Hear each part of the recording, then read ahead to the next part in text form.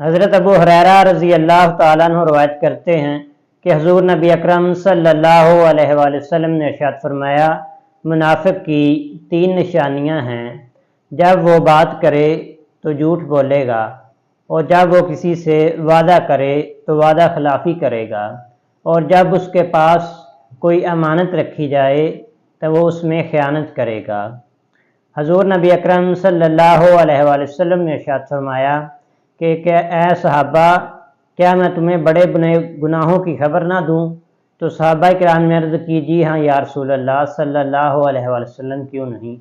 تو آقا کریم صلی اللہ علیہ وآلہ وسلم نے ارشاد فرمایا کہ سب سے پہلے جو سب سے بڑا گناہ ہے وہ اللہ کے ساتھ شریک ٹھہرانا ہے، یعنی شرک کرنا سب سے بڑا گناہ ہے۔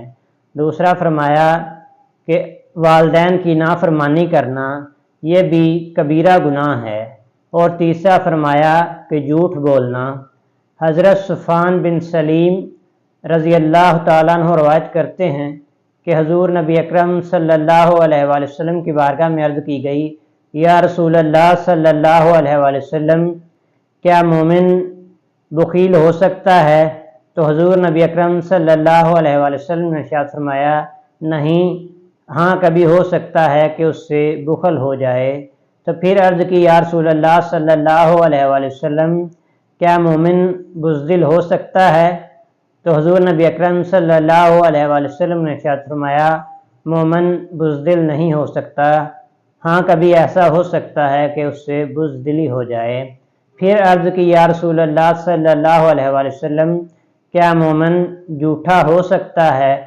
تو حضور نبی اکرم صلی اللہ علیہ وآلہ وسلم نے ارشاد فرمایا، مومن ہرگز جھوٹا نہیں ہو سکتا۔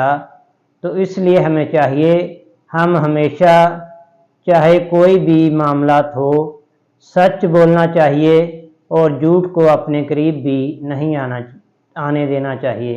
اللہ تعالیٰ کی بارگاہ میں دعا ہے کہ وہ ہمیں عمل کی توفیق عطا فرمائے۔